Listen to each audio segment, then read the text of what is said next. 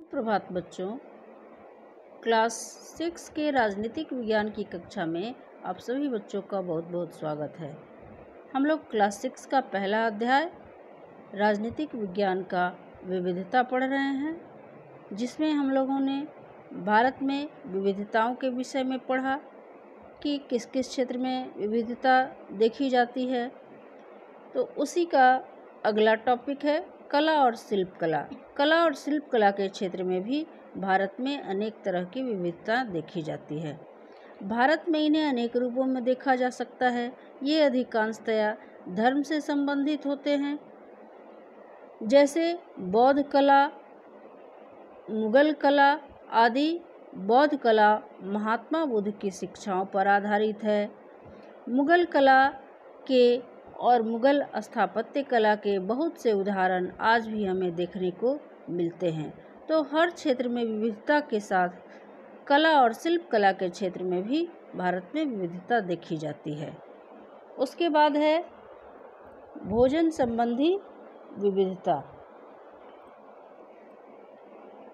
विभिन्न क्षेत्रों में लोगों के भोजन संबंधी आदतें भी अलग अलग होती है।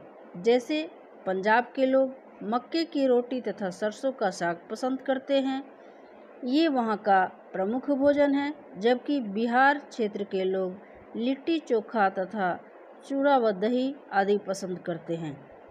तो इसी प्रकार भोजन संबंधी विविधता हर राज्य में अलग अलग देखी जाती है। अब वेस्ट बंगाल के लोग, वहाँ का प्रमुख भोजन मछली चावल है। उड़ीसा में भी कुछ इसी प्रकार का है।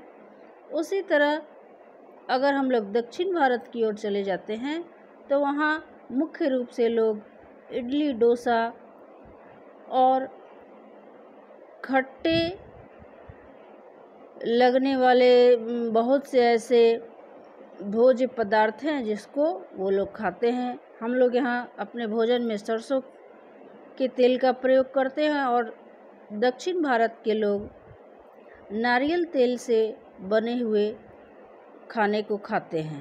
तो इस प्रकार हम देख रहे हैं कि भारत के विभिन्न राज्यों में भोजन भी अलग अलग तरह का है और भोजन संबंधी विविधताएं देखी जाती है। उसके बाद है पोशाक। भारत में पोशाक या पहनावे की दृष्टि से भी लोगों की पसंद में पर्याप्त विविधता विद्यमान है। जैसे परंपरागत तरीके से अगर देखा जाए तो परंपरागत हिंदू परिवारों के पुरुष धोती कुर्ता पहनते हैं तथा स्त्रियां साड़ी पहनती है। लेकिन अभी ऐसा नहीं है, लेकिन फिर भी शादी विवाह या पूजा के अवसर पर इस तरह के परिधान पहने जाते हैं। मुस्लिम पुरुष साधारणतया कुर्ता पैजामा या लुंगी पहनते हैं, वही मुस्लिम स्त्रियां बुर्का या नकाब पहनती है। इसी प्रकार पंजाबी पुरुष सिर पर पगड़ी धारण करते हैं। देश के विभिन्न राज्यों में पगड़ी पहनने का भी तरीका अलग अलग है। विभिन्न राज्यों में अलग अलग तरह के पगड़ी भी पहने जाते हैं। पंजाब की स्त्रियां सलवार कमीज पहनती है, दुपट्टा पहनती है और गुजरात में स्त्रियां लहंगा चोली पहनती है, जबकि केरल में मुंडू तथा ब्लाउज पहनती है। तो इस प्रकार से देखा जा रहा है कि भारत में पोशाक संबंधी भी विविधताएं दिखाई देती है। अब ये विविधता के क्या कारण हो सकते हैं, तो चलिए हम लोग भारत में विविधता के कारण को पढ़ेंगे। तो सबसे पहला कारण है आय संबंधी विविधता। आय में असमानता के कारण विविधता हो सकता है।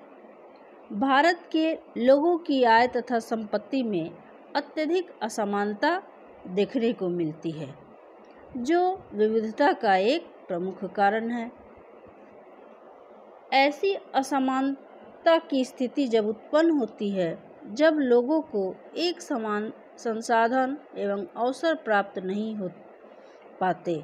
भारतीय जनसंख्या के एक बहुत बड़े भाग के पास आज भी उपयुक्त भोजन, कपड़े तथा आवास स्थान नहीं है।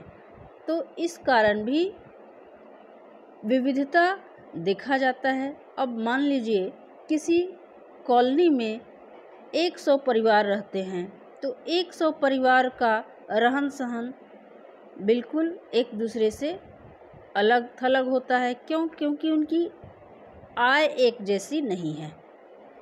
उसी कॉलोनी में रहने वाला अगर 100 परिवार में 20 परिवार बहुत अमीर है, उसमें 20 परिवार बहुत गरीब है और बाकी लोग मध्यम वर्ग के हैं, तो उन तीनों तरह के परिवारों में उनके रहन सहन में विविधता देखी जाती है। एक अमीर आदमी अच्छे से अच्छे मकान में रहता है, उसके पास अपनी गाड़ी होती है जिससे वो बाहर घूमता है, जाता है, अपनी हर सुख सुविधाओं से परिपूर्ण घर में रहता है, अच्छे अच्छे भोजन करता है, कीमती कपड़े पहनता है। लेकिन उसी कॉलोनी में रहने वाले जिनकी आय बहुत कम है, जो गरीब तरह के लोग हैं, बहुत गरीब हैं, तो किसी तरह अपना जीवन व्यतीत करते हैं।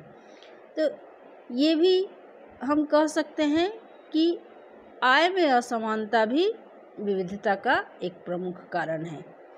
उसी प्रकार अब है जाति प्रथा। जाति प्रथा के कारण भी भारत में विविधता देखा जाता है।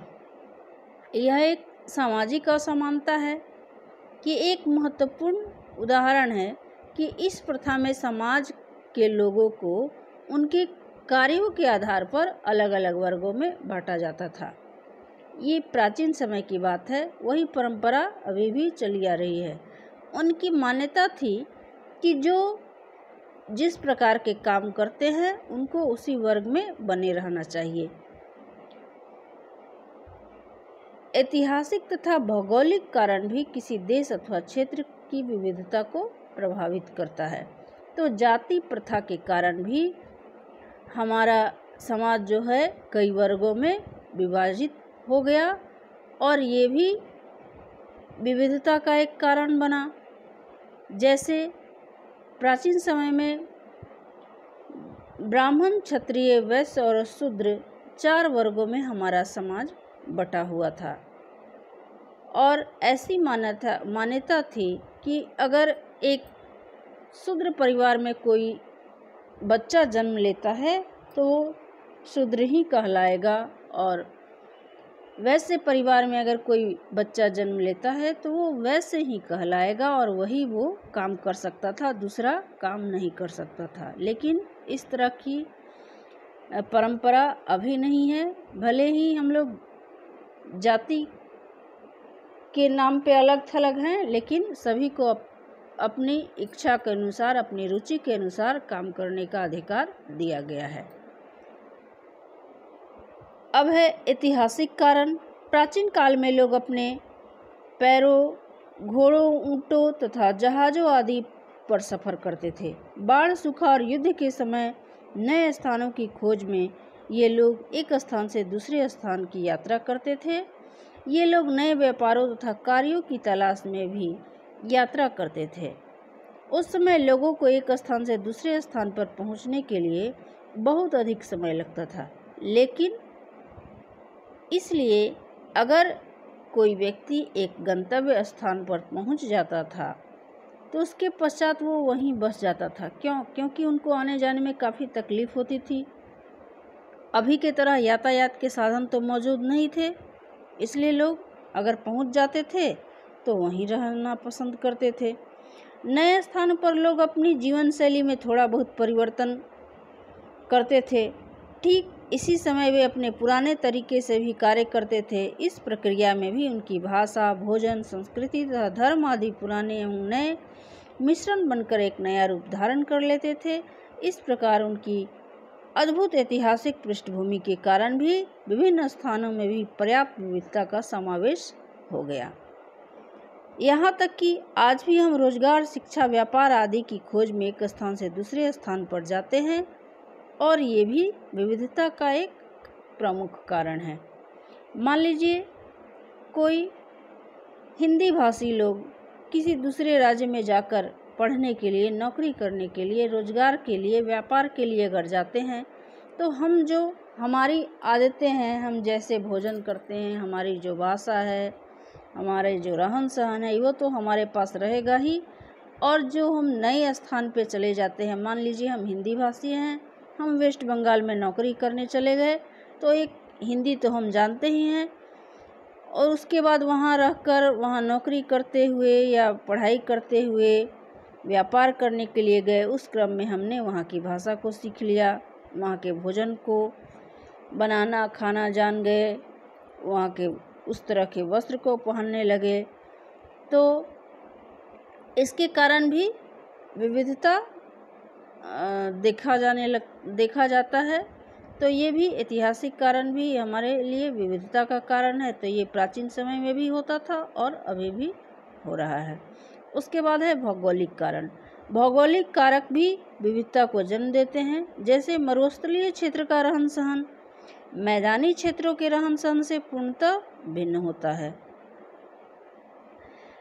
भौगोलिक कारण न केवल लोगों के पहनावे तथा भोजन संबंधी आदतों पर प्रभाव डालते हैं, बल्कि उनकी जीवन शैली का निर्धारण भी करते हैं। ऐसा इसलिए होता है क्योंकि लोगों की जीवन शैली उनकी भौतिक वातावरण से संबंधित होती है। अब भौगोलिक कारण भी हमारे देश में विविधता का एक कारण है। क्योंकि हमारा देश जो है विविधता से भरा है। यहाँ कहीं मरुस्थल है तो कहीं पहाड़ी क्षेत्र है, कहीं मैदानी भाग है, कहीं तटीय क्षेत्र है। मतलब अलग अलग तरह की भौगोलिक स्थिति हमारे देश में है और विभिन्न क्षेत्रों में रहने वाले लोग इस कारण वहाँ के रहन सहन भी अलग अलग होते हैं। तो ये भी विविधता का एक कारण होता है। अब मरुस्थलीय क्षेत्रों में रहने वाले लोगों का रहन सहन अलग होगा। मैदानी क्षेत्र में जो लोग रहते हैं उनका रहन सहन बिल्कुल भिन्न होगा, और जो पहाड़ी क्षेत्र में लोग रहते हैं उनका रहन सहन अलग होता है। तटीय क्षेत्र में रहने वाले लोगों का भी रहन सहन अलग होता है। जो द्वीप समूह में रहते हैं उनका रहन सहन एक दूसरे से भिन्न होता है। तो इस प्रकार हम कह सकते हैं कि भौगोलिक कारण भी हमारे लिए हमारे देश में विविधता का एक प्रमुख कारण है।